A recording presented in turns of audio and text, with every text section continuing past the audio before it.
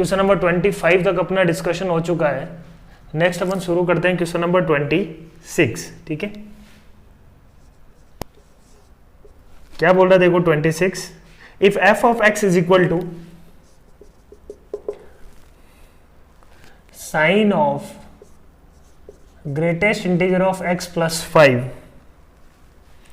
Plus x minus fractional part of x minus fractional part of x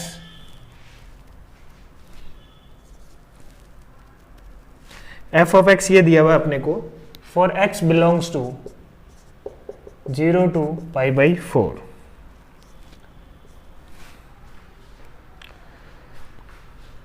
this is f of x।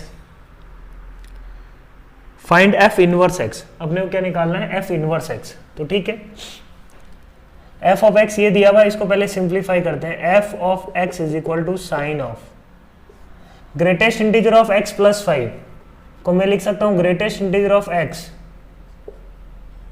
Plus 5। ये यहां पे भी ये क्या है? फ्रैक्शनल पार्ट है। ठीक है, बाहर ओवरऑल भी फ्रैक्शनल पार्ट ही है, तो greatest integer of x plus 5 overall fractional part है, राइट। तो अपन ऐसा बोल सकते हैं कि ये क्या है? एक फ्रैक्शनल पार्ट के अंदर इंटीजर है। Fractional part of x plus I will be equal to fractional part of x बोल सकते हैं अपन। तो ये जो भी होगा एक इंटीजर होगा, तो इस पूरे को अपन उड़ा सकते हैं यहां से। ठीक है, इसको सेपरेट करने की जरूरत नहीं है, ये एक इंटीजर है। इस इंटीजर को फ्रैक्शनल पार्ट के अंदर x plus I will be equal to fractional part of x। तो इसका आंसर क्या जाएगा अपने पास? Fractional part of x minus fractional part of x minus fractional part of x। ठीक है, x minus fractional part of x को लिख सकता हूं मैं ग्रेटेस्ट इंटीजर ऑफ x। समझना, sine of x minus fractional part of x minus, तो इसको लिख सकते हैं greatest integer of x। Sine of greatest integer of x का फ्रैक्शनल पार्ट 0, तो ये आ जाएगा fractional part of x। Sine of fractional part of x where x belongs to 0 to π/4। π/4 का मतलब क्या हो गया अपने पास? π/4 जो नंबर है दैट इज लेस देन 1। तो ये 0 से π/4 में 0 से π/4 की बात करें तो ये 0 to 1 के बीच में फ्रैक्शन ही है, तो उसका आंसर क्या आ जाएगा? Sine of x। तो फंक्शन मेरे को क्या मिल गया? F x is equal to sine x. इसका इनवर्स क्या हो जाएगा? Sine inverse x। इनवर्स क्या हो जाएगा? साइन इनवर्स x भी बोल सकते हैं इस इंटरवल के लिए, और sine inverse fractional part of x बोलूं तब भी कोई दिक्कत नहीं है, क्योंकि fractional part of x is equal to x है इस केस में। और कोस इनवर्स x नहीं लिख सकते, π/2 माइनस कोस इनवर्स x भी लिख सकते हैं इसको अपन। तो मैं क्या बोल रहा हूं कि for x belongs to 0 to π/4 I can write this. ठीक है, question number 27, range of f of x is equal to, f of x मेरे को दिया हुआ है log ऑफ 10 की power 1/3 under root 5 2 sin x plus cos x plus 5। ठीक है, log ऑफ दिस फंक्शन। तो log of 10 to the power 1/3 root 5, ये क्या होगा? Minus root 5 to plus root 5, minus root 5 into root 5 क्या हो गया? -5 to 5 होगी इसकी रेंज। बोलो, इस पूरे की रेंज में बोल रहा हूं कि किसके बीच में होगी? -5 to 5, क्योंकि ये जो है ना ये एक्सप्रेशन ये वेरी करता है अंडर रूट ए स्क्वायर प्लस बी स्क्वायर से माइनस अंडर रूट ए स्क्वायर प्लस बी स्क्वायर से प्लस अंडर रूट ए स्क्वायर प्लस बी स्क्वायर तक। तो ये रेंज आ गई +5 है ना, ये रेंज है इसकी। जस्ट सोल्व करने के लिए मैं देख रहा हूँ कि ये जो एक्सप्रेशन है ये वेरी करेगा -5 से 5 के बीच में। जब ये मिनिमम होगा तब 0 आएगा ये, और 0 अपन रख नहीं सकते, राइट। 0 अपन रख नहीं सकते, तो 5 - 5 0 पॉजिटिव साइड से अप्रोच कर रहा है, तो ये फंक्शन किसको अप्रोच करेगा? +∞ को। किसको अप्रोच करेगा? सॉरी, -∞ को। तो -∞ से लेके मैक्सिमम वैल्यू क्या आएगी अपने पास, मैक्सिमम वैल्यू अपने पास आने वाली है, इस 1/3 को बाहर ले सकते हैं, 1/1/3 आएगा बाहर, है ना, 1/q, तो 3 क्या चला गया ऊपर, तो ये बन गया अपने पास 3 log 10। मिनिमम वैल्यू तो क्या हो गई इसकी 0, log ऑफ 0 से log ऑफ 10, 10 क्लोज ब्रैकेट में होगा बच्चों, है ना, 10 क्लोज ब्रैकेट में होगा।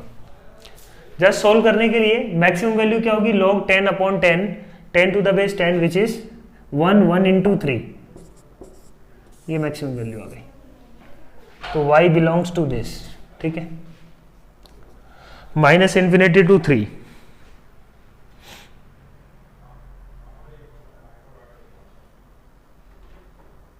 -∞ to 3 आंसर आ रहा है ना।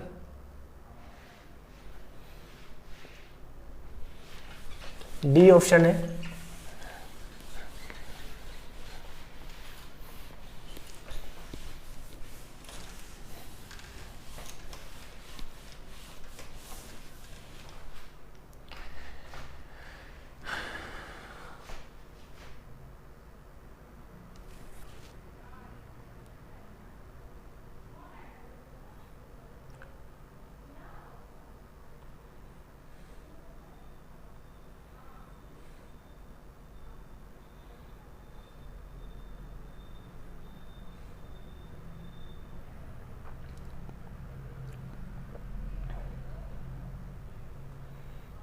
नेक्स्ट क्वेश्चन देखो 28, असेसन रीजन है क्वेश्चन नंबर 28। क्या बोल रहे हैं देखो यहाँ पे, स्टेटमेंट 1, e की power x can not be expressed as the sum of even and odd function. तो ये स्टेटमेंट रॉन्ग है। कोई भी फंक्शन हो, any function can be expressed as a combination of sum of even and odd function, है ना। कोई भी फंक्शन को अपन इवन और ऑड फंक्शन की टर्म्स में लिख सकते हैं, f of x plus f of -x/2 plus f of x minus f of -x/2, ठीक है। ये फंक्शन देखो इवन है, ये फंक्शन क्या है, ऑड है।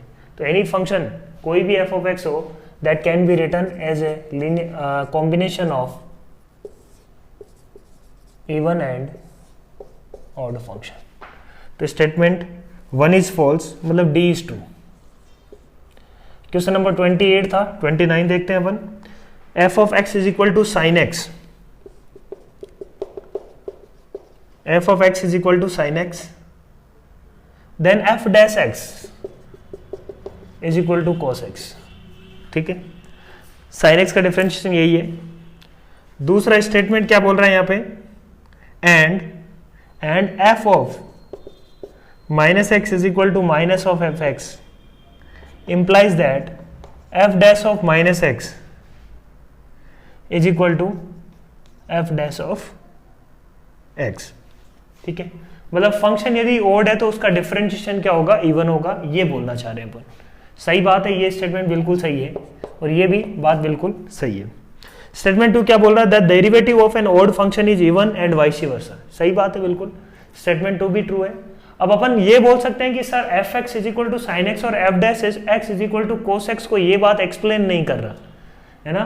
तो अपन यहाँ पे डाउटफुल है थोड़े से, है ना, डाउटफुल रहेगा, क्योंकि यदि इसको अपन स्टेटमेंट 1 माने F x is this, F dash x is this, तो उसको ये बात एक्सप्लेन नहीं कर रहा। बट इसका ये जो सेकंड स्टेटमेंट लिखा है मैंने स्टेटमेंट 1 में ही, उसको ये एक्सप्लेन कर रहा है ना।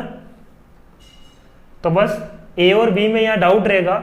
मोर अप्रोप्रिएट यहाँ पे बी है, बट ए भी अपन दे सकते हैं, तो ये डाउटफुल रहेगा, ठीक है। तो यहाँ पे ए और बी आई थिंक दोनों ही करेक्ट है। ए यदि कोई लिखता है तो ए ये मान के लिखेगा कि इसको वो एक्सप्लेन कर रहा है, और यदि बी लिखता है कोई तो अपन बोलेंगे कि इसको एक्सप्लेन नहीं कर रहा है। ए भी दे सकते हो तुम और बी भी। More appropriate will be B, क्योंकि स्टेटमेंट 1 को पूरे को एक्सप्लेन नहीं कर रहा, तो यहां पे मोर अप्रोप्रिएट क्या है, B. Question number 30, the inverse of a strictly increasing exponential function is a logarithmic function that is strictly decreasing. तो statement 1 is false. Increasing function का इनवर्स डिक्रीजिंग थोड़ी होगा, इनवर्स भी इंक्रीजिंग ही होगा, है ना। e की पावर x मान लो ऐसा फंक्शन है, तो ln x उसका मान लो इनवर्स है, तो ये फंक्शन यदि इंक्रीजिंग है तो ये फंक्शन भी बच्चों क्या है, इंक्रीजिंग है। स्टेटमेंट 1 इज फॉल्स, इसका मतलब D option is correct. Question number 30 था ये। Question number 31, fundamental period of sin x plus tan x is 2 pi. sin x plus tan x का फंडामेंटल पीरियड होगा 2 पाई, क्योंकि इसका पीरियड है पाई, इसका पीरियड है 2 पाई, दोनों का एलसीएम 2 पाई, ठीक है। The period of fx is t1, the period of gx is t2, then the fundamental period of fx plus gx is LCM of t1 and t2। Fundamental period है ना, fundamental period LCM of t1 t2 नहीं होता, period होता है। LCM of t1 t2 is period of the function. Fundamental period अपन ने देखा कि उससे कम भी हो सकता है। जैसे मैं एक फंक्शन की बात करूं, fx is equal to mod of sin x plus mod of cos x, इसका 2 पाई है पीरियड, इसका 2 पाई है। एलसीएम लेंगे तो एलसीएम ऑफ t1 t2 की बात करें तो आ जाएगा 2 पाई, बट इसका फंडामेंटल पीरियड अपन ने देखा कि इसका फंडामेंटल पीरियड क्या है बच्चों, π/2। f ऑफ x प्लस π/2 यदि लेंगे, सो π/2 इज फंडामेंटल पीरियड। ये पीरियड है बट फंडामेंटल पीरियड होगा ये एश्योर नहीं करता एलसीएम, ठीक है। तो इसलिए statement 2 is false.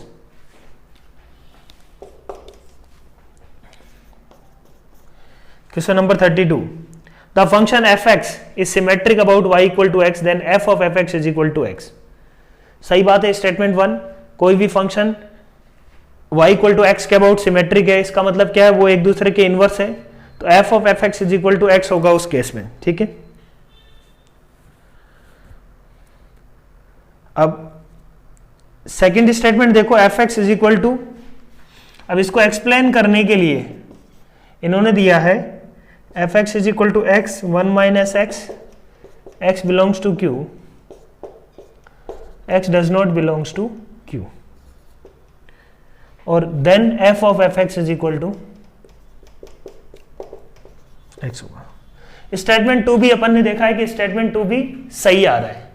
Statement 1 is also true, statement 2 is also true, है ना। इसमें f ऑफ fx निकालेंगे तो x ही आने वाला है। बट यहां पे बात क्या है, इंपॉर्टेंट पॉइंट क्या है, क्या ये इसको एक्सप्लेन कर रहा है? ये स्टेटमेंट है ना, एक जनरल स्टेटमेंट लिख दिया ऊपर अपन ने, और उसको किसी एग्जांपल की हेल्प से अपन एक्सप्लेन कर रहे हैं, तो ये एक तरीके से उसका एक्सप्लेनेशन नहीं है ना, ये उसका एक्सप्लेनेशन नहीं है। उसका एक्सप्लेनेशन क्या है, fx will be inverse of fx, f inverse x, मतलब यदि ऐसा हो रहा है f of fx is equal to x या y इक्वल टू x के अबाउट कोई फंक्शन सिमेट्रिक है, तो इसका मतलब वो क्या है, वो एक दूसरे के इनवर्स हैं, तभी ऐसा हो पा रहा है f of fx is equal to x। ये एक तरीके से अपन ने क्या बोला, एक एग्जाम्पल ले लिया अपन ने, एग्जाम्पल से किसी थ्योरम को अपन प्रूफ नहीं कर सकते, ठीक है। तो ये उसका एक तरीके से statement 2 is true, statement 1 is true, but statement 2 is not explaining statement 1, बोल सकते हैं अपन, ठीक है। यहां पे आंसर ए दिया हुआ है but B should be correct, है ना। यहां पे आंसर क्या होना चाहिए, बी करेक्ट होना चाहिए।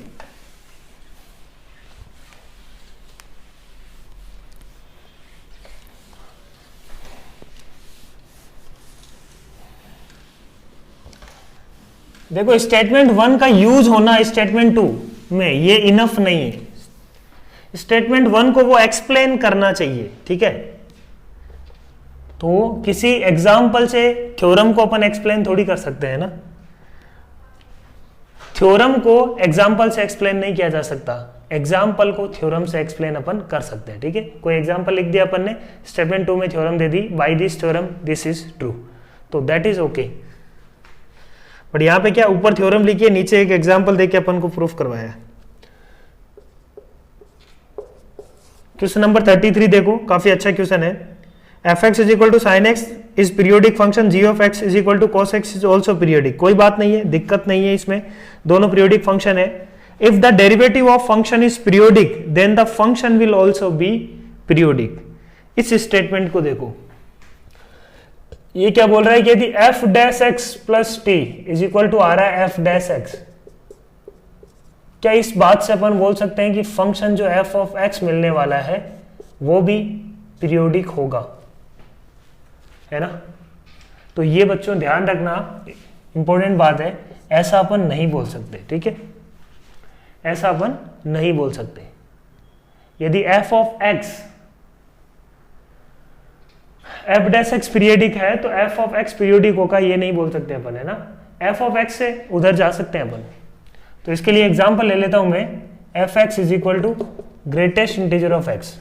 तो ग्रेटेस्ट इंटीजर ऑफ x मुझे पता है पीरियोडिक नहीं है, बट f डैश x इसका बच्चों निकालो, f डैश x क्या आएगा, इसका f डैश x क्या आने वाला है, x बिलोंग्स टू इंटीजर,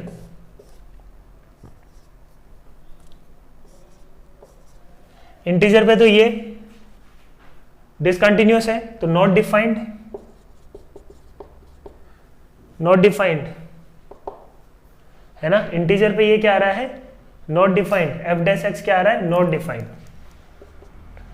और when x does not belongs to integer तो f डैश x क्या आ रहा है, 0। तो यहां पे यदि f डैश x के बारे में बोलेंगे तो f डैश x देखो बच्चों पीरियोडिक होगा, कैसे देखो, f डैश x का ग्राफ यदि बनाए तो ऐसा कुछ बनेगा, क्या बोलो, 0 और इंटीजर पे नॉट डिफाइंड, इंटीजर पे गोला। तो ये फंक्शन क्या है, पीरियोडिक विथ पीरियड 1। तो f dash x is periodic but fx is not periodic function, hence C is correct, statement 2 is false. Question number 34, function fx is equal to sine of x plus 3 sine x।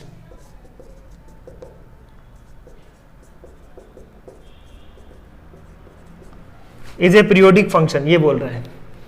तो ये sign x तो periodic है 2 पाई, तो इसका अपन check कर लेंगे कि इसका पीरियड क्या बन रहा है। यदि f ऑफ, मैंने बोला कि f of 2 pi plus x निकाला तो वो क्या आ रहा है, sine of 2 pi plus x, ये तो आ जाएगा 3 साइन x।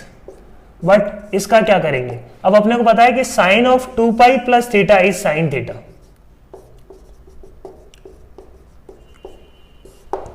मतलब वही आ गया, इसका मतलब 2 पाई इसका पीरियड है और पीरियोडिक फंक्शन है। f of gx is periodic if gx is periodic. Statement 1 is true. Statement 2 क्या बोल रहा है, f of gx is periodic if gx is periodic. सही बात है बिल्कुल, क्योंकि यदि gx पीरियोडिक है तो f of x plus t, f of g of x plus t is equal to क्या आ जाएगा अपने पास, f ऑफ gx, और वही अपन चाहते हैं। तो statement 1 is true, statement 2 is true. क्या स्टेटमेंट 1 में ऐसा हो रहा है, gx यहां पे पीरियोडिक है क्या, पहली बात तो x प्लस 3 साइन x क्या पीरियोडिक फंक्शन है, बिल्कुल नहीं। तो gx पीरियोडिक होगा तो f ऑफ gx पीरियोडिक होगा, क्या इस बात का वहां पे यूज हो रहा है, बिल्कुल नहीं। gx तो अपीरियोडिक फंक्शन है बट f ऑफ gx क्या है, यहाँ पे पीरियोडिक है, तो इस बात का यूज नहीं हो रहा है ऊपर। तो statement 1 is true, statement 2 is true. तो ये अपन बोल सकते हैं कि बहुत ही अच्छा क्वेश्चन है। इसमें कई बार अपने को लगता है कि ए ऑप्शन होना चाहिए, but statement 2 is not explaining statement 1। यहाँ पे जो gx है वो अपीरियोडिक है, यहाँ पे gx क्या दिया हुआ है, पीरियोडिक फंक्शन, ठीक है। क्वेश्चन नंबर 35 देखो, the function y is equal to ax plus b upon cx plus d cannot attain the value a by c। बिल्कुल अटेन नहीं कर पाएगा, है ना। x टेंडिंग टू इन्फिनिटी पे ये किसको अप्रोच कर रहा होगा, a by c।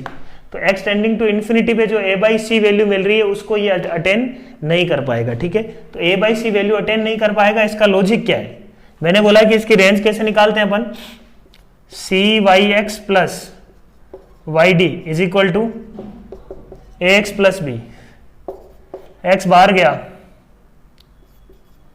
C y minus a plus y d minus b equal to 0, ठीक है।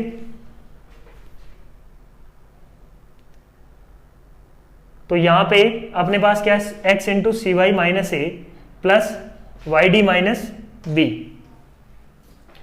तो x in terms of y लिख लो, x इज इक्वल टू क्या आएगा, b minus y d upon c y minus a. तो मैं क्या बोल रहा हूं कि y equal to a by c नहीं हो सकता, ये इसकी रेंज में नहीं होगा, ठीक है, x की रेंज में। तो y equal to a by c नहीं हो सकता, मतलब y equal to a by c achievable नहीं है।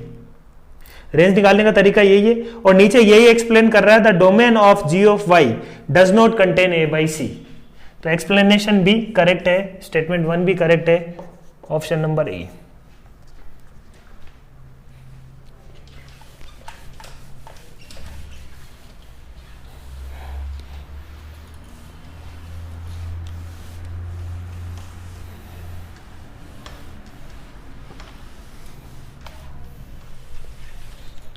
थर्टी 35 हो गया। 36 में अपन क्या बोल रहे हैं, range of 1 upon fractional part of x is 1 to infinity. ये बोल रहा है कि इसकी रेंज क्या है यहां पे, 1 टू इंफिनिटी।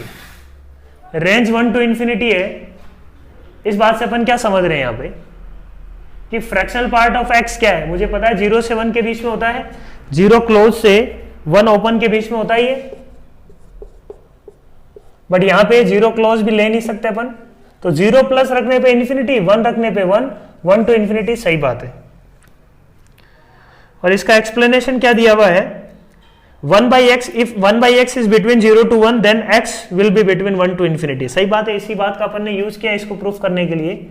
तो statement 1 is true, statement 2 is true, and statement 1 is explaining, statement 2 is explaining statement 1। Question number 37, f कोई फंक्शन है r minus 1 2 3, f of x मेरे को क्या दिया हुआ है देखो, 1 upon plus 1 upon sorry 3 2 upon x minus 2 plus 3 upon x minus 3, ठीक है, ये दिया हुआ अपने को। Then f is many one function है ना, तो f मेनी वन फंक्शन होगा, आइदर f, और इसका एक्सप्लेनेशन दिया हुआ, if either f dash x is greater than 0 और f dash x is less than 0 for all x belongs to domain of f, then y equal to fx is one one function. देखो ये तो many one function अपने को साफ साफ समझ में आ जाएगा। फंक्शन का ग्राफ रफ स्केच करने की कोशिश करो, समझ में आ जाएगा। x is equal to 3 plus पे, 3 प्लस पे ये किसको अटेंड कर रहा होगा, x is equal to infinity पे ये 0 को अटेंड कर रहा होगा, 3 प्लस पे 3 से हल्का सा बड़ा है ना, 3 से हल्का सा बड़ा होगा, तो ये क्वांटिटी जो होगी पॉजिटिव होगी, तो ये प्लस इन्फिनिटी को अप्रोच कर रहा होगा, ऐसा कुछ होगा, है ना, रफली रफ स्केच बना रहे हैं, है ना, एक्सटेंडिंग टू इन्फिनिटी पे 0 को अप्रोच कर रहा है, 3 के जस्ट इधर 3 माइनस पे ये नेगेटिव इन्फिनिटी माइनस इन्फिनिटी को अप्रोच कर रहा होगा, 2 प्लस पे ये किसको अप्रोच कर रहा होगा, 2 प्लस पे ये प्लस इन्फिनिटी, बाकी सब कुछ नंबर होंगे, 2 प्लस पे ये प्लस इन्फिनिटी। रफ स्केच बना रहा हूं बच्चों, है ना, रफ स्केच। तो 2 पे x is equal to 2 minus की बात करें तो ये माइनस इन्फिनिटी आएगा, और क्योंकि 2 माइनस पे ये कुछ नंबर होगा, ये कुछ नंबर होगा, बट 2 माइनस पे ये नंबर माइनस इन्फिनिटी को अप्रोच कर रहा होगा। अब बात करते हैं 1 प्लस पे, 1 प्लस पे कैसा होगा, ऐसा कुछ, सही है बात। 1 माइनस की बात करें, 1 माइनस पे माइनस इन्फिनिटी और इन्फिनिटी पे ये 0 को अप्रोच कर रहा होगा। This is rough sketch of this curve, ठीक है, दो इसकी ज्यादा जरूरत नहीं है, और अपने को समझ में आ रहा है कि ये मेनी वन फंक्शन है, इसमें कोई डाउट वाली बात नहीं है, it's a many one function. अब नीचे वाले स्टेटमेंट को पढ़ो, उसका एक्सप्लेनेशन देखो, if either f dash x is greater than 0 और लेस देन 0, यहां पे f डैश x की बात करेंगे तो डिक्रीजिंग फंक्शन है, डिक्रीजिंग फंक्शन है, डिक्रीजिंग फंक्शन है, डिक्रीजिंग फंक्शन है। f डैश x हमेशा इसकी डोमेन में हमेशा क्या है, डिक्रीजिंग है, मतलब f dash x is negative for all x belongs to domain, still function is many one, है ना। तो फंक्शन 1 1 होने के लिए क्या कंडीशन है, फंक्शन 1 1 होने के लिए बच्चों ये कंडीशन है, a टू b में फंक्शन 1 1 कब होगा, a टू b में पूरे इंटरवल ए टू बी में, डोमेन से मतलब नहीं है, पूरे इंटरवल ए टू बी में एफ डैश एक्स क्या होना चाहिए, आइदर पॉजिटिव और एफ डैश एक्स नेगेटिव। यदि फंक्शन ब्रेक हो गया बीच में इस तरीके से, है ना, आउट ऑफ डोमेन है कुछ पॉइंट्स, तो फंक्शन फिर मिनिमम हो सकता है ना, पूरी डोमेन में डिक्रीजिंग है, उसके बावजूद ये फंक्शन क्या है, मिनिमम। इस पॉइंट पे ब्रेक होके ऊपर चला गया, तो अपन बोल रहे हैं कि इस पॉइंट को हटा दो, इस पॉइंट को हटा दो, इस पॉइंट को हटा दो, इसके अलावा कोई भी पॉइंट अपन उठाएंगे उस पे एफ डैश एक्स क्या आएगा बच्चों, negative, still the function is minimum. तो फंक्शन को 1 1 होने के लिए whole in the whole interval function must be decreasing in the whole interval और function must be increasing in whole interval, ठीक है। तो स्टेटमेंट 2 इज फॉल्स, 2 गलत हो गया। Question number 38, f n to r f x is equal to sin x is 1 1 function.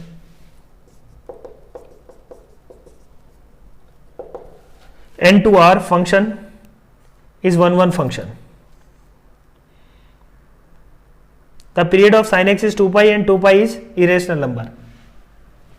तो मैं बोल रहा हूं कि f of n1 is never will be equal to f of n2. f of n2 के कभी ये बराबर नहीं हो सकता, है ना। कोई नेचुरल नंबर यदि ऐसा है साइन ऑफ n1, तो sine of n1 will never be equal to sine of n2, ये कभी इक्वल नहीं हो पाएंगे, इक्वल नहीं हो पाएंगे, तभी ये 1 1 फंक्शन होगा। और इक्वल होते हैं तो n1 और n2 को इक्वल होना पड़ेगा, ठीक है। तो मैंने तो मान लिया कि कोई मान लो इक्वल है, इसका मतलब sine of n1 plus 2k pi is equal to sine of क्या आना चाहिए, n2। इक्वल होगा तो ऐसा भी लिख सकते हैं अपन, n1 plus 2k pi is equal to n2। तो for some value of k this should be equal to this, है ना। ऐसा k को एडजस्टमेंट अपन कर सकते हैं ना, यदि इसको इसकी रेंज में लेके आ सकते हैं। साइन x का ग्राफ यदि देखेंगे तो ऐसा कुछ होगा। तो मान लो n1 यदि यहाँ पे n2 मान लो कहीं भी है, तो 2k पाई मल्टीपल के बाद ये n1 इसके ऊपर आना चाहिए था। इसका मतलब for some k n1 plus 2k pi must be equal to n2। इसका मतलब 2k pi is equal to क्या आना चाहिए, n2 माइनस n1। इसका मतलब पाई इज इक्वल टू क्या आ जाएगा, n2 minus n1 upon 2k। k is some integer, क्योंकि k क्या है यहाँ पे 2 पाई एक पीरियड है, तो k क्या होगा यहाँ पे, इंटीजर। तो integer upon integer is equal to pi, तो ये तो पॉसिबल नहीं है, एक रेशनल नंबर इरेशनल नंबर के इक्वल हो गया। इसका मतलब ये चीज भी पॉसिबल नहीं है, इसका मतलब ये ट्रू है, इसका मतलब फंक्शन इज 1 1। तो the period of sine x is 2 pi and 2 pi is irrational number. बिल्कुल 2 पाई इरेशनल नंबर था, इसीलिए ऐसा नहीं हो पा रहा था, क्योंकि इरेशनल नंबर के मल्टीपल से इरेशनल नंबर के मल्टीपल को ऐड करके कोई रेशनल नंबर नहीं ले पाएंगे, है ना। रेशनल प्लस इरेशनल मिलके एक रेशनल नंबर नहीं मिल सकता, ठीक है। रेशनल प्लस इरेशनल मिलके एक रेशनल नंबर नहीं मिल सकता, ठीक है। तो ये इसमें लॉजिक था। क्वेश्चन नंबर 38 हो गया। नेक्स्ट अपन बात करते हैं कॉम्प्रिहेंशन की।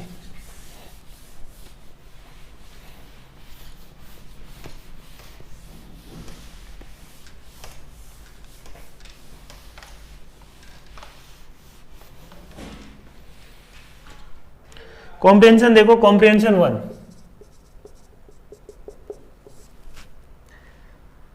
f डिफाइन किया गया है,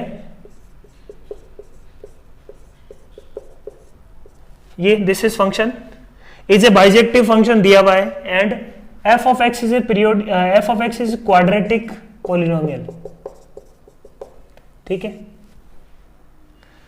where ABC are non zero real numbers, है ना। ABC जो है ना, ABC जो है, ABC belongs to R minus 0, non-zero real numbers.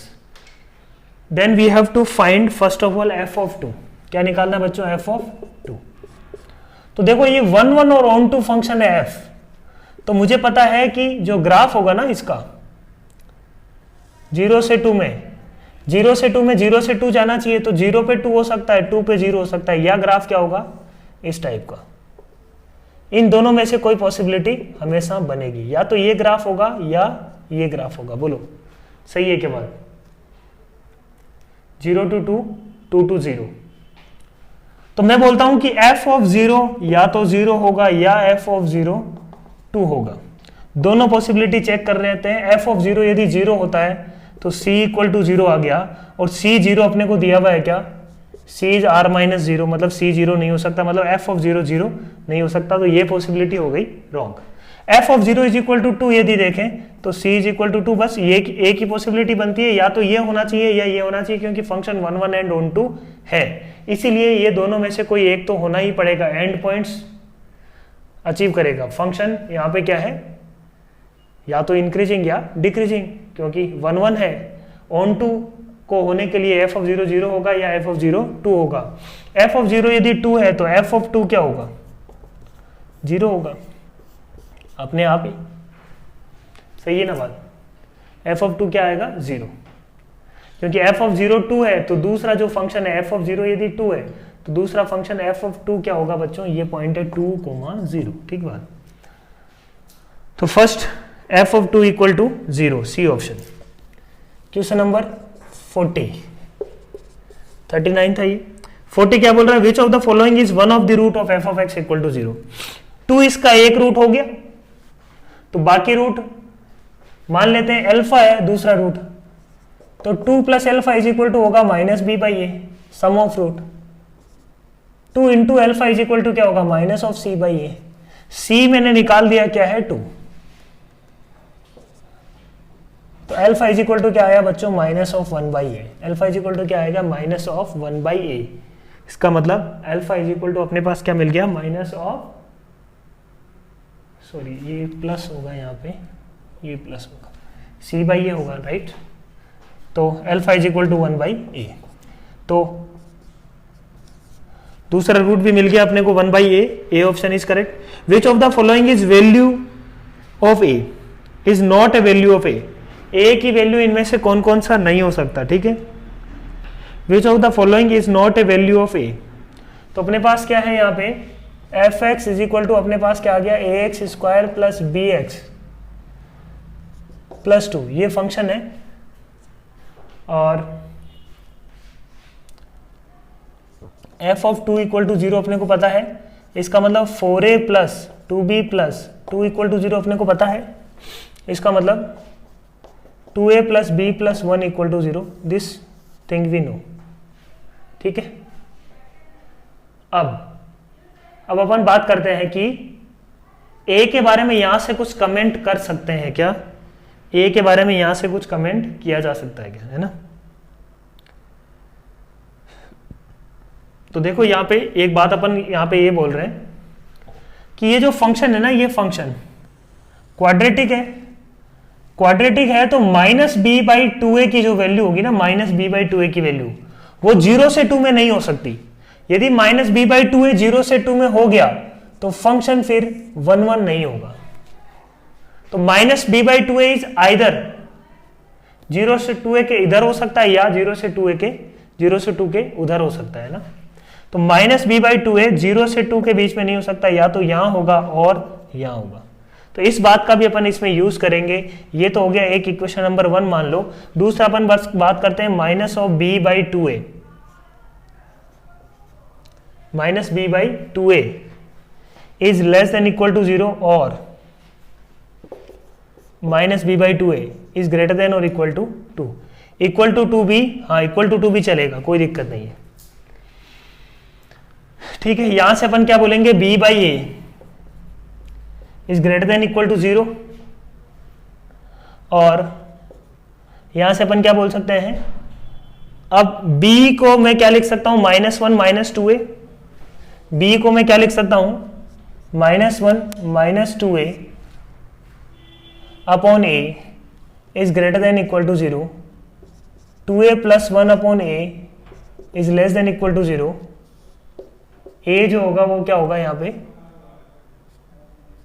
-1 by 2 से 0 के बीच में होगा a। यहां से ये क्या मिला, -1/2 से 0 के बीच में। सेकंड वाले को सोल्व करते हैं। Minus of b -1 - 2a upon a is less than equal to 2a। इसको भी सिंप्लीफाई कर लेते हैं, तो ये क्या आ रहा है, 2a + 1 - 4a upon 2a is less than equal to 0। ठीक बात बोलो, नहीं, less than equal to 2 minus greater than equal to 2 है ना, ग्रेटर देन इक्वल टू 2, ये भी ग्रेटर देन इक्वल टू 0 होगा ना। इनइक्वलिटी चेंज नहीं होगी, ये माइनस तो इसी से मल्टीप्लाई हुआ है ना, ठीक है। तो b की जगह अपन ने रखा है -1 - 2a, तो माइनस माइनस ये जो होगा वो इधर ही रहेगा।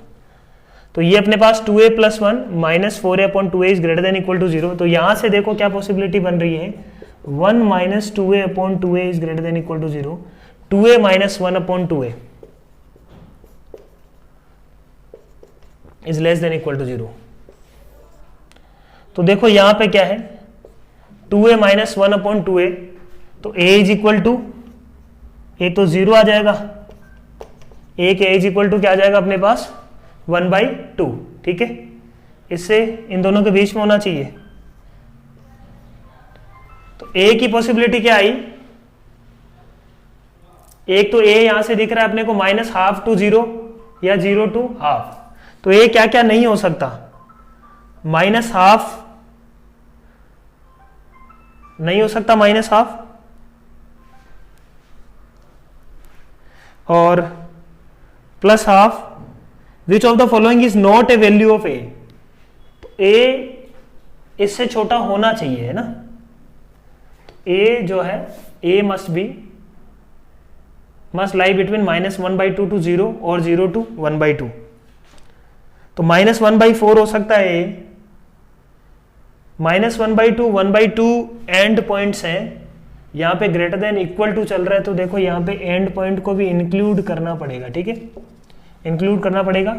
यहाँ पे भी अपन क्या बोलेंगे कि एंड पॉइंट्स को इंक्लूड करना पड़ेगा, ठीक है। तो -1/2 0 1/2 ये सब हो सकता है, -1/4 भी इसमें कहीं ना कहीं आ रहा है, मतलब वो भी पॉसिबल है। तो डी ऑप्शन इसका क्या है, पॉसिबल नहीं है। क्लियर है पॉइंट, समझ में आ रही बात। तो यहाँ पे D is equal, D option 1 नहीं ले सकता, because that does not lie in -1/2 to 1/2। तो ये जो थर्ड पार्ट था ये थोड़ा इसका अच्छा क्वेश्चन है, ठीक है।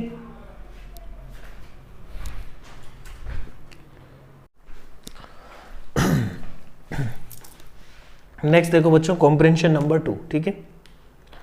क्वेश्चन नंबर 42 क्या बोल रहे हैं, देखो अपन यहां पे,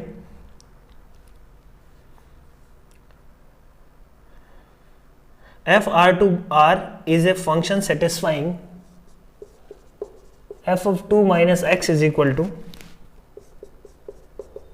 f(2 + x) and f(20 - x) is equal to f(x). तो इसको अपन क्या लिख सकते हैं, f की जगह 10 + x रख देते हैं, तो ये क्या बन जाएगा, f(10 - x) is equal to f(10 + x), x की जगह 10 + x रख दिया। तो ultimately we have these two relations, f(a - x), f(a + x), f(b - x), f(b + x। For this function f answer the following questions, ठीक है। तो सबसे पहले इन दोनों से अपन फंक्शन के बारे में कोई इंफॉर्मेशन निकाल सकते हैं क्या, उसके बारे में सोचते हैं, ठीक है। तो मैंने क्या बोला, देखो f(2 - x) is equal to f(2 + x), तो यहां पे मैं रख देता हूं 2 - x, तो ये क्या बन जाएगा, 2 - 2 - x is equal to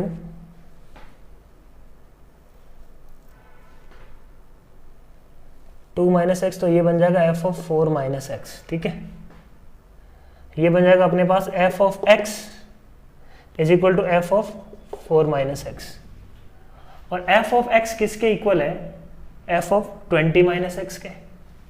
f(x) किसके इक्वल है ना, सेकंड वाले को यूज कर लिया यहाँ पे, f of 20 minus x is equal to f of 4 minus x.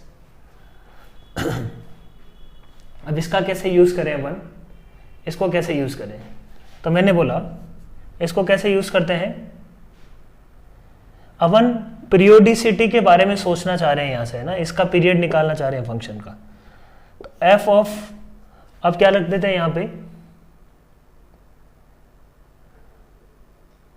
F of 20 minus x ही रख दें क्या, एफ ऑफ 20 माइनस एक्स रखें तो ये तो बन जाएगा एफ ऑफ एक्स, ये बन जाएगा 4 माइनस 20 माइनस एक्स, तो ये बन जाएगा f of x is equal to f of 4 minus 20 minus 16, तो x माइनस 16, तो f of x minus 16 is equal to f of x, x की जगह x प्लस 16 रख दो, तो ये क्या बन जाएगा f of x plus 16 is equal to f of x, है ना, x को x प्लस 16 से रिप्लेस कर दिया, यहां से, है ना, अल्टीमेटली अपन यहां पे पहुंच गए f, इन दोनों रिलेशन से, इन दोनों रिलेशन की हेल्प से f of x plus 16 is equal to f of x, that means this function has period 16, है ना, इस फंक्शन एफ ऑफ x का पीरियड क्या होगा, 16 is a period of this function, तो ये अपन बिल्कुल आराम से बोल सकते हैं, ठीक है। अब अपन सोचते हैं जो प्रॉब्लम दी हुई है उसको, f of 0 is equal to 5 if f of 0 is equal to 5 then minimum possible number of values of x satisfying f of x is equal to 5, minimum possible values अपने को निकालना है for which f of x is equal to 5। तो मैं बोल रहा हूं कि 0 से 16 में इसका आंसर निकालता हूं, 0 से 16 में इसके कितने सॉल्यूशंस होंगे, उसके बाद निकालेंगे 0 to 170, ठीक है। तो सबसे पहले एक टाइम पीरियड में f of 0 इक्वल टू 16 या f of x is equal to 5 का कितना सॉल्यूशन है, राइट। तो देखते हैं 0 to 16 में कितना सॉल्यूशन है। एक तो f of 0 is equal to 5, 0 पे f of 0 इक्वल टू 5, और मुझे पता है कि f of 2 minus x is equal to f of 2 plus x. वो क्या बोल रहा है, 2 माइनस एक्स, तो 2 से ये x इज इक्वल टू 2 मानू, 2 से इधर 2 यूनिट जाने पे 0 मिल रहा है, तो 2 यूनिट आगे जाने पे भी 0 मिलना चाहिए, सॉरी 5 मिलना चाहिए। तो इस रिलेशन से मैं बोल सकता हूं कि x की जगह मैंने क्या रख दिया, 2 minus x is equal to 2 plus x. तो x की जगह यदि मैं 2 रखूं तो f of 0 is equal to क्या हो जाएगा, f ऑफ 4, ठीक है। तो f of 0 is equal to क्या आ जाएगा, f ऑफ 4, सही बात है ना। अब 10 से भी सोचते हैं, f of 10 minus x is equal to f of 10 plus x, x की जगह 0 रखते हैं, सॉरी x की जगह 10 रखते हैं, तो f of 0 is equal to क्या होगा, f ऑफ 20, ठीक है, कोई दिक्कत नहीं है। f ऑफ 20 तो आगे चला गया। अब अपने को पता है कि 16 is period of this function, तो यहां से भी अपन कुछ रिलेशन बोल सकते हैं क्या, मुझे पता है कि कम से कम ये तो सेटिस्फाई करेगा ही ना। तो f of 0 plus 16 is equal to f of 0, तो f ऑफ 16 भी 0 होगा, f ऑफ 16 भी क्या होगा बच्चों, 0 होना ही है उनको, क्योंकि 16 इसका पीरियड है। तो 0 से 16 में कितनी बार 0 हो रहा है, 3 बार। 0 to 16 क्लोज्ड में कितनी बार 0 हो रहा है, 3 बार। 0 to 16 क्लोज्ड में 3 बार 0 हो रहा है, या अपन बोल सकते हैं कि 0 to 16 ओपन में 2 बार 0 हो रहा है, ठीक है। f ऑफ 0 0 है, f ऑफ 4 0 है, राइट। अब अपन बोलेंगे कि ऐसे ही 16 to 32 में कितनी बार 0 होगा, 2 ही बार वहां 0 होगा। 16 क्लोज्ड, 32 ओपन, फिर 32 क्लोज्ड से में भी 2 बार होगा। तो ऐसे ही 170 तक जाना है अपने को, तो तो अपन बोलेंगे कि 160 की पहले बात करें, 170 तक जाना है तो 160 तक ये पीरियड कंप्लीट हो जाएगा इसका, 144 से 160 तक ये 2 बार, तो टोटल कितना हो गया 10 × 2 है ना, 10 ये पीरियड है, 10 × 2 तो 20 बार 0 होगा, 20 बार f of 0 इक्वल टू 5 है, तो 20 बार ये किसको अचीव करेगा, f of x is equal to 5 का 20 रूट्स तो इसमें हो गया, प्लस 160 पे भी मुझे पता है कि f of 160 भी क्या होगा बच्चों 0, f of 160 भी क्या होगा 5 ही होगा, है ना, f of 160 भी क्या होगा 5, और 160 के आगे 4 बढ़ने पर भी क्या मिलेगा 0, मतलब f of 164 भी मेरे को क्या मिलने वाला है 0, सॉरी f of 164 भी 5 मिलने वाला है, ठीक है, सही है ना बात। आगे 170 पे नहीं मिलेगा, आगे कहां पे मिलेगा 160 + 16 दैट इज 176, ठीक है ना, तो वो अपने डोमेन में नहीं है। तो टोटल नंबर्स जहां पे ये 5 हो रहा है, दोज आर 20 + 2, तो यहां पे आंसर जो दिया हुआ है that is 21, but answer should be 22, ठीक है। तो there are total 22 points where function is 5। समझ में आई बात, है ना। नेक्स्ट क्वेश्चन देखो, graph of y equal to f x is symmetric about, y equal to f x symmetric होगा किसके अबाउट, ये पूछ रहे हैं अपने पास। तो मैं ये बोल रहा हूं, एक तो मैंने क्या बोला f of 2 - x is equal to f of 2 + x, मतलब x इज इक्वल टू 2 के अबाउट सिमेट्रिक है, f of 10 - x is equal to f of 10 + x, मतलब f of x is equal to 10 के अबाउट भी symmetric है। अब ये जो सिमेट्रिसिटी है, x इज इक्वल टू 2 पे सिमेट्रिक है, x इज इक्वल टू 10 पे अबाउट भी सिमेट्रिक है ग्राफ। अब हर एक पीरियड में इसमें 16 जोड़ेंगे तो उस पे भी क्या होगा ये सिमेट्रिक, तो 2 + 16 पे सिमेट्रिक होगा, है ना, 2 + एनी मल्टीपल ऑफ 16 पे भी ये सिमेट्रिक होगा, 10 + एनी मल्टीपल ऑफ 16 पे भी ये क्या होगा बच्चों सिमेट्रिक, क्योंकि ये जो फोटो है वो सब जगह क्या होने वाली है सेम, ठीक है। तो यही है, तो देख लो n की वैल्यू n की वैल्यू 1 रखने पे 18 के अबाउट सिमेट्रिक आ रहा है, x इज इक्वल टू 5 के अबाउट सिमेट्रिक नहीं होगा, x इज इक्वल टू 8 के अबाउट सिमेट्रिक नहीं है। यहाँ से क्या कोई n की वैल्यू के लिए 8 पा सकते हो क्या तुम, नहीं पा सकते तुम। ऐसे ही x इज इक्वल टू 20 भी अपन नहीं पा सकते, इसका मतलब x इज इक्वल टू 18 के अबाउट सिमेट्रिक है, यहाँ पे n इज इक्वल टू क्या रख देते हैं अपन 1 तब। क्वेश्चन नंबर 43 देखो, सॉरी ये 43 था, 44 देखो, क्वेश्चन नंबर 44 क्या बोल रहा है, f of 2 is not equal to f of 6, f of 2 is not equal to f of 6, then f of 2 is not equal to f of 6।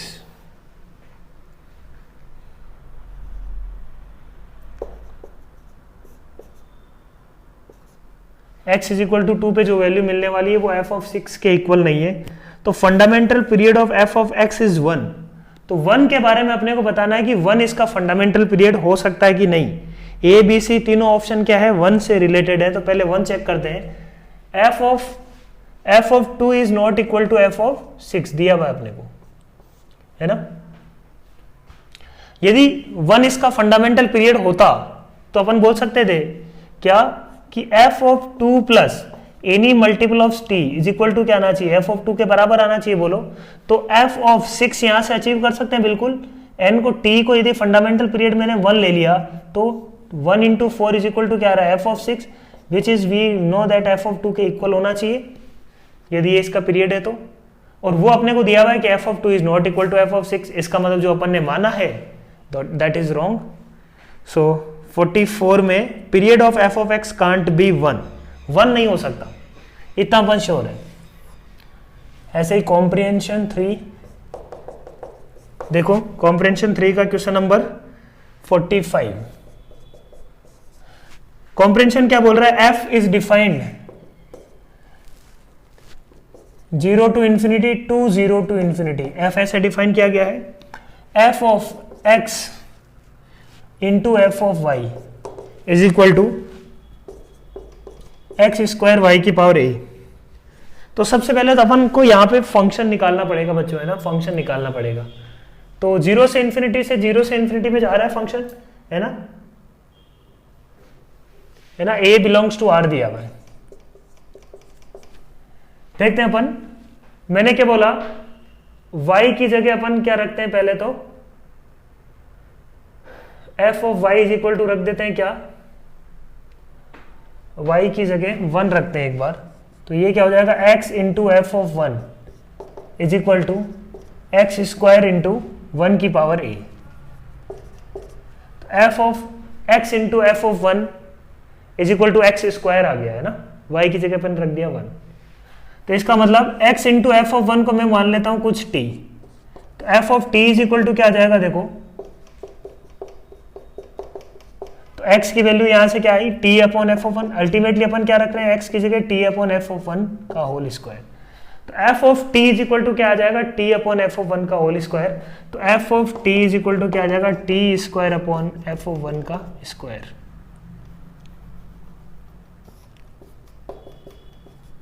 बोलो सही है क्या बात, सही है। अब ये आ गया अपने पास। अब t इज इक्वल टू 1 रख दो। t इज इक्वल टू 1 रखने पे मेरे को पता है ये क्या आ जाएगा, f ऑफ 1 का क्यूब इज इक्वल टू 1। तो f ऑफ 1 यहां से क्या आ गया बच्चों, 1 डोमेन में है तो रियली होगा फिर, है ना। तो f ऑफ 1 1 आ गया, f ऑफ 1 1 आ गया, मतलब f ऑफ t अपन निकाल सकते हैं क्या यहां से, f of t will be t square. तो मतलब फंक्शन आ गया अपने पास f of x is equal to x square. अब फंक्शन को निकाल लो, a की वैल्यू निकालनी है। f ऑफ y क्या होगा बच्चों, f ऑफ t स्क्वायर है तो f ऑफ y होगा y स्क्वायर। तो f of x into y square is equal to क्या आ रहा है, देखो, एक्स स्क्वायर इंटू, आना क्या चाहिए, एक्स स्क्वायर इंटू वाई की पावर a, और ये आना क्या चाहिए, मुझे पता है कि f जो फंक्शन है, फंक्शन का इनपुट क्या है, एक्स वाई स्क्वायर, तो आउटपुट क्या आएगा, एक्स वाई स्क्वायर का होल स्क्वायर। तो यहां से दोनों को कंपेयर कर दो, a की वैल्यू क्या आ जाएगी, a इज इक्वल टू 4। तो फंक्शन अपने पास आ गया f of x is equal to x square, ठीक है।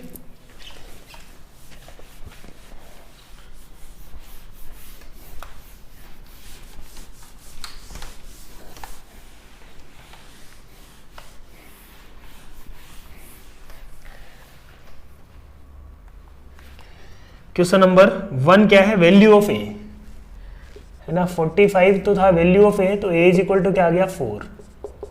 46 sigma r is equal to 1 to n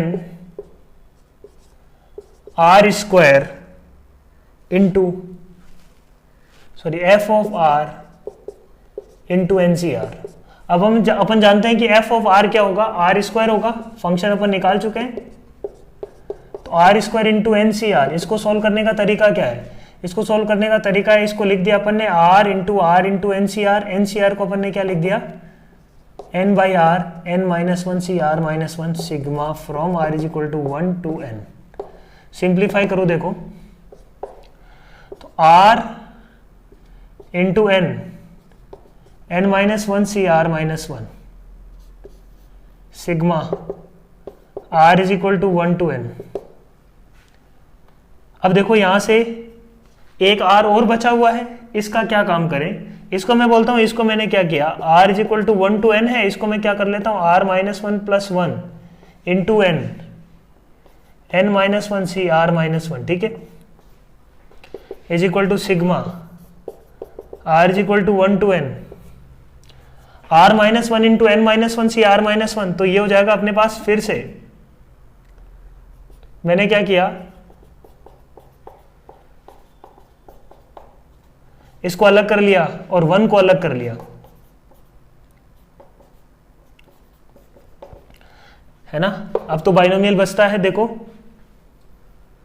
n minus 1 upon r minus 1, c नहीं, है ना, n माइनस 1 r माइनस 1 बाहर निकाल लिया, n माइनस 2 c, है ना। मैं इस बात का यूज कर रहा हूं, NCR is equal to n by R into n minus 1 CR minus 1। ये एक प्रॉपर्टी तुम जानते होंगे।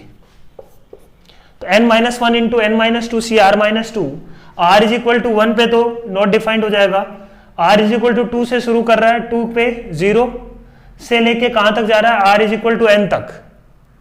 तो ये कहां से कहां तक, n minus two C 0 plus N minus two C 1 plus till n minus two C N minus two.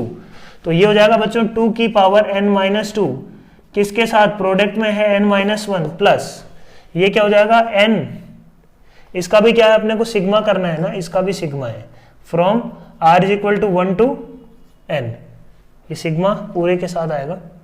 तो इसका सिग्मा क्या आ जाएगा, n इंटू टू की पावर n माइनस वन,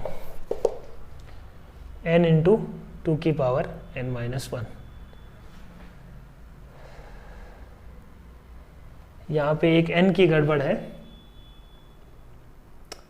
ये एक n बचा हुआ है ना, तो ये यहाँ पे n और आएगा, n into N minus one, ये एक n माइनस वन है पहले से, ये जो एक n बार था वो ये यहाँ पे आ गया, तो ये n into N minus one और आने वाला है ना, यहाँ पे जो n था वो इसके मल्टीप्लीकेशन में रहेगा। क्वेश्चन नंबर 47 क्या बोल रहे, देखो, number of solution of 2 into f of x is equal to e की पावर एक्स, मतलब 2x square is equal to e की पावर एक्स।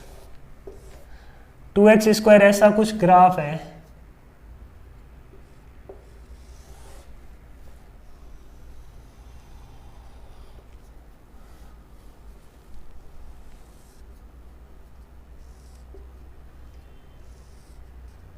ठीक है।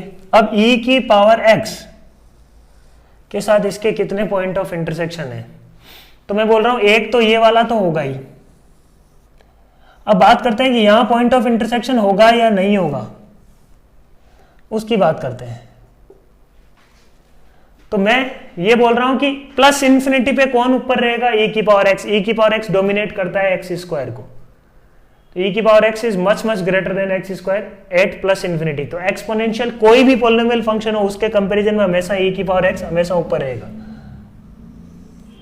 अब बीच में वो इसको कट कर रहा है, टच कर रहा है, या बिल्कुल इसको नहीं कर रहा कुछ भी टच, वो डिपेंड करेगा कि इन वैल्यूज के ऊपर। यहां पे यदि अपन ये प्रूफ कर दें कि कोई एक ग्राफ दूसरे के ऊपर है, मतलब एक्स स्क्वायर 2x स्क्वायर को अपन ये प्रूफ कर दें कि e की पावर x के ऊपर है, तो अपना काम हो जाएगा। इसका मतलब ये ग्राफ नीचे से ऊपर जा रहा है। तो मैं बोल रहा हूं कि x की जगह क्या रख दो, यहाँ पे मान लो 1 रखते हैं, एक बार 1 रखते हैं, तो ये 2x स्क्वायर में तो 2 आएगा, वहां पे आएगा e, मतलब e ऊपर है, 1 पे तो e ऊपर है, ठीक है। x इज इक्वल टू 1 पे कौन, e ऊपर है। x इज इक्वल टू 2 रखते हैं, 2 रखने पे देखो ये आ रहा है 8, 2 रखने पे ये कितना आएगा, e स्क्वायर कितना आ रहा है, e स्क्वायर अपने पास आ जाएगा e 2.7 का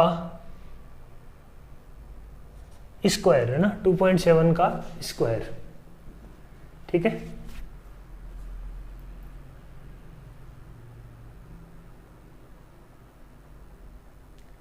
तो 2.7 का स्क्वायर रफली कितना आएगा, किसके बराबर होगा, 7.29 के इक्वल होगा। 7.29 अपन बोल सकते हैं कि 7.29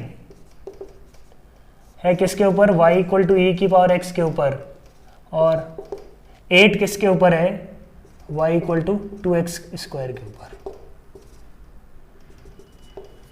तो कौन नीचे है यहाँ पे, e की पावर x फंक्शन नीचे, इसका मतलब e की पावर x फंक्शन नीचे गया है, 2x स्क्वायर को क्रॉस करके ही नीचे जाएगा, और ऊपर x टेंडिंग टू इन्फिनिटी पे e की power x much much larger than that. तो यहाँ पे 3 पॉइंट्स होंगे, 3 point of intersection, there are 3 point of intersections.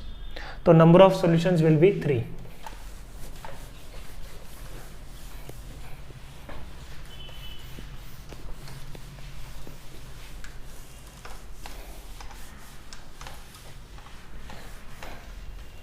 Next देखो